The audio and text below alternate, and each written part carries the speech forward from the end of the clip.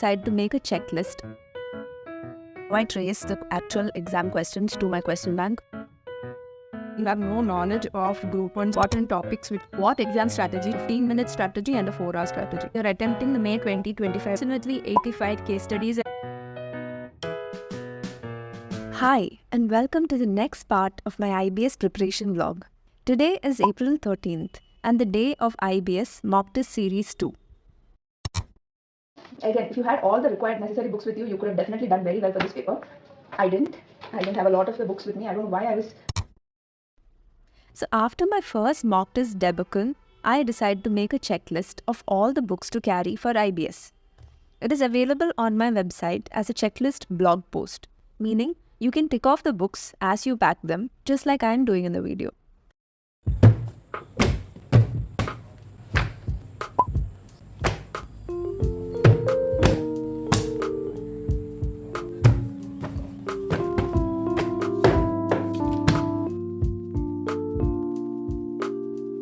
I packed, or rather stuffed, all my books into these two bags as well as I could and left for ICAI.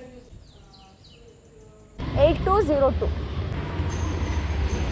I reached pretty late at around 10:30 am, so I had to go to the basement because there's no space left in the library. But I think ICAI's basement was a really good option. It was spacious, I had so much room to keep all my books, I was very comfortable there.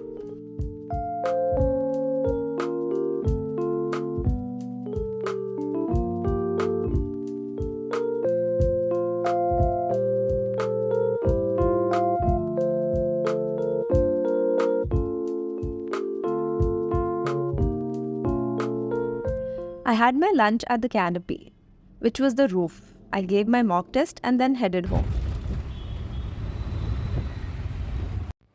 I'd received my corrected mock test papers of Series 1 from ICAI, which I'd gone to write as you saw in the previous blog. So after chatting with my mom and my grandmother for a bit over some really yum momos, I decided to go through the mistakes in my DT and IDT papers. If you're also a CA aspirant, I highly suggest that you give tests and, more importantly, analyze the mistakes that you made in your tests. It really helps to improve your understanding of the subject matter. I have a few reels on my Instagram on my DT, IDT, IBS preparation. You can also find my DT and IDT mock test day reels, which I had made. My Instagram handle will be linked in the description in case you want to check it out. Someone had asked me how I carried the books to the exam hall. This is how. I had 3 bags of books with me. One was my main backpack. Then I had 2 tote bags on either side. I even saw a few people bringing books in suitcases. So, more number of books, the bigger your bag gets. Hi guys. So I just wanted to address a few of the questions I got after my previous IBS video. So I have a few of the questions here. First one is give a comparison of the actual exam versus the mock test paper. Okay, so some of the topics were repeated. Whatever came in the mock test paper, not the exact same question, but it like PGBP, for instance, from direct tax, it was repeated. It was asked in both my mock test paper and the actual exam. On professional ethics, a few topics from costing, like SCMP.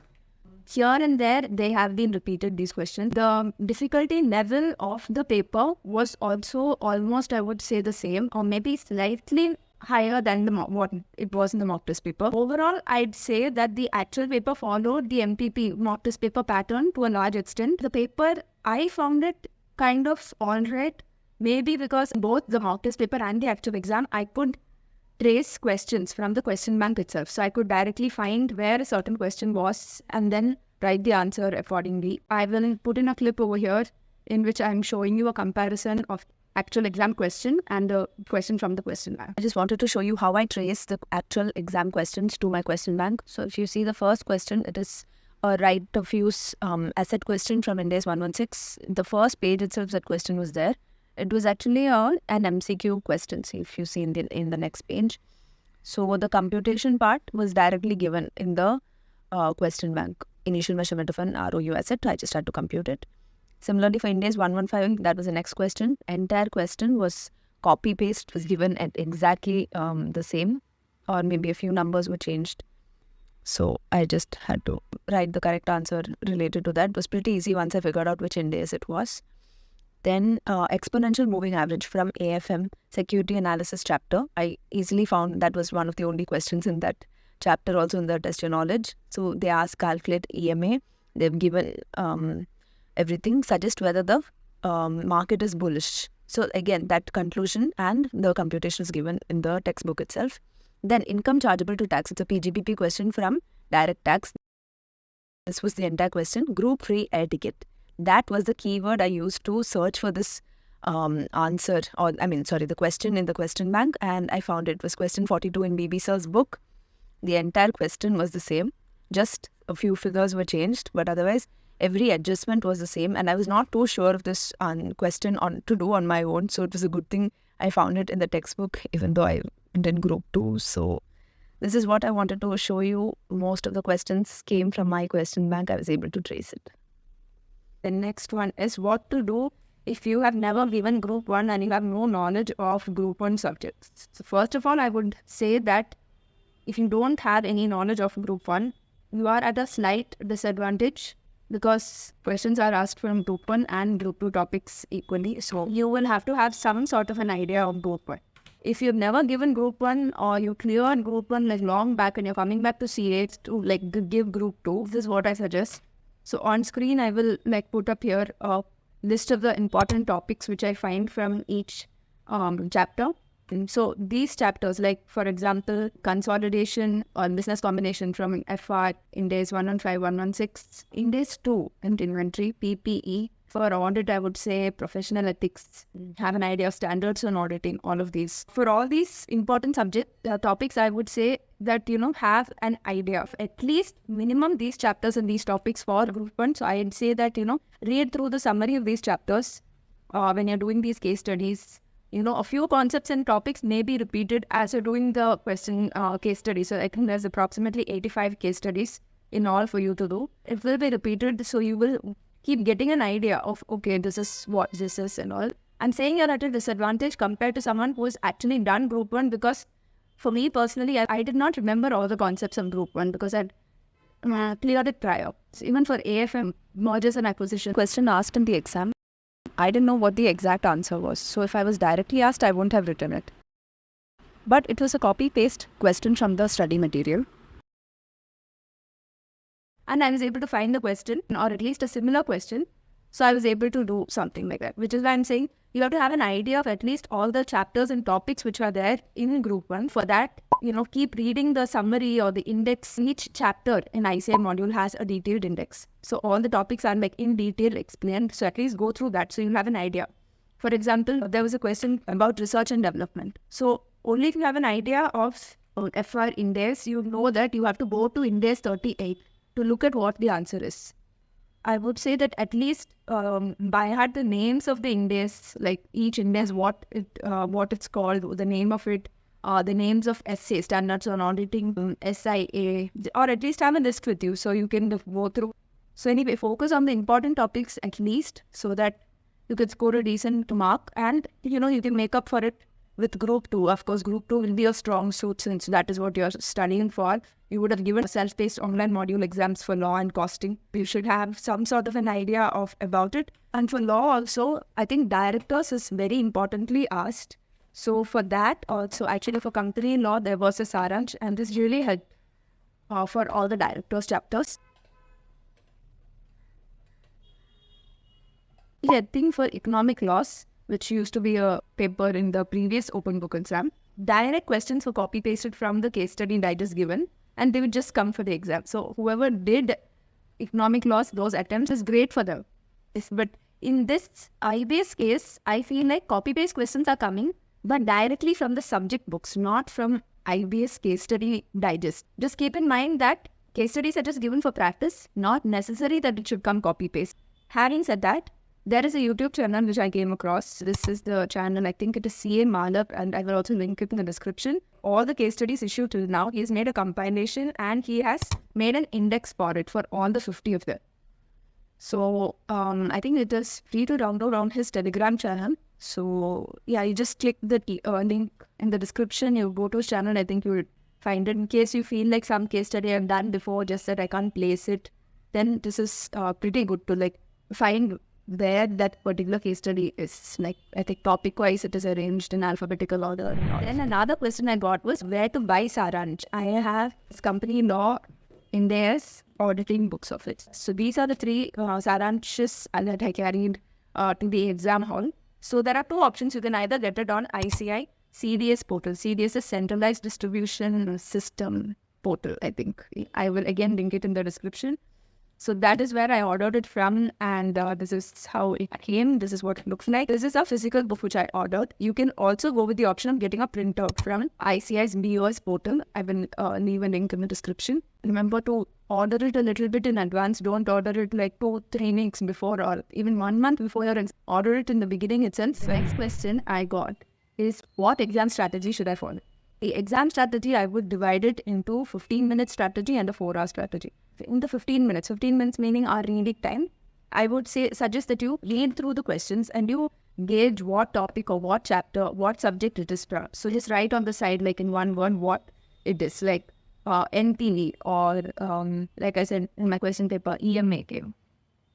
Something like that. I'll just put a picture or a video of my how my paper was. So just write on the side what it pertains to and go through the questions first. Don't read the case study because the case study will be paragraphs and paragraphs. You'll get bored reading the first one itself. So I suggest you immediately go to the questions and like try to find out what each question is pertaining to. As in when you're writing and going to the next case study, in your mind try to evaluate. Is this a portion I know, or how easy it is? Is it? How have I seen it before?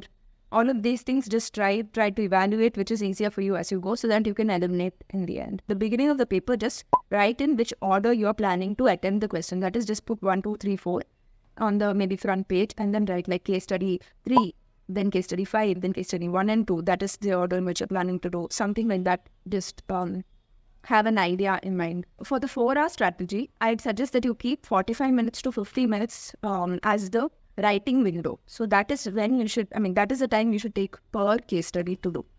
First 5 minutes of the 1 hour, take to read the case study properly and understand what is being asked, what are the concepts, which paragraph each question is coming from.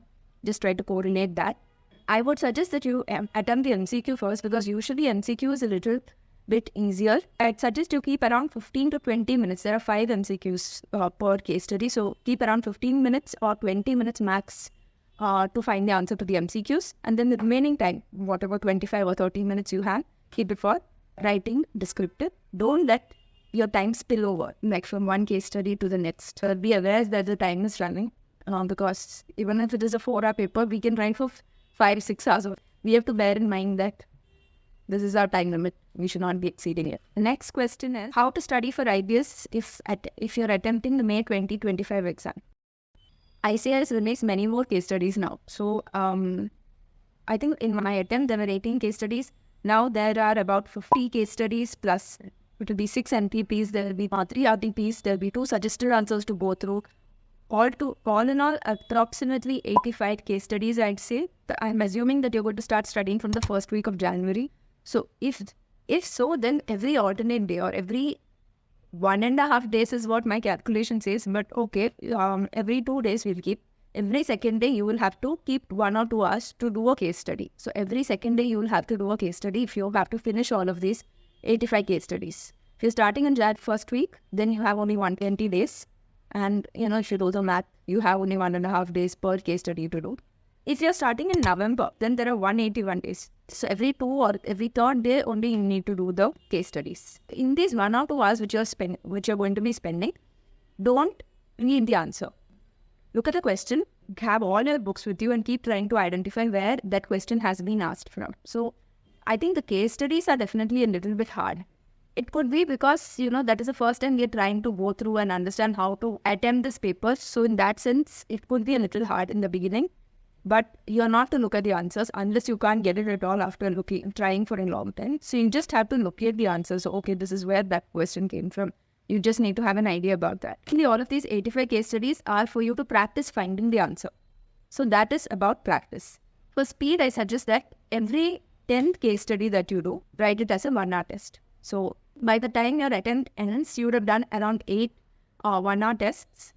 And then ICAI mock test paper will come in both March and April. I highly suggest that you go to ICAI and you give the physical mock test paper, 4-hour paper each, 2 4-hour papers. So altogether around 10 or 11 papers of tests you should have written. About the ICAI mock test papers, both the times I wrote, I had so many insights, so many takeaways from it. And that was my perspective, like what all mistakes I made. And I'm happy I made those mistakes in the mock test so that I didn't repeat it in my actual exam. So you have to have your own takeaway, when you go to the, go and write it. So how many bags to take? What are the logistics? How do I travel to the exam hall? Or all of this, the time management, everything. It is just a practice, for your exam. And whatever can go wrong, you have an idea of it now itself so that you can prevent it from going wrong. So that is why I suggest that you do the mock test papers. Go there, physically write it. Yeah. Those are all the questions I have. And all the best. Whenever your attempt is, do really well. I hope you clear CA as soon as possible. Study well. And I hope this was helpful and insightful. Okay, see you in the next one. Bye.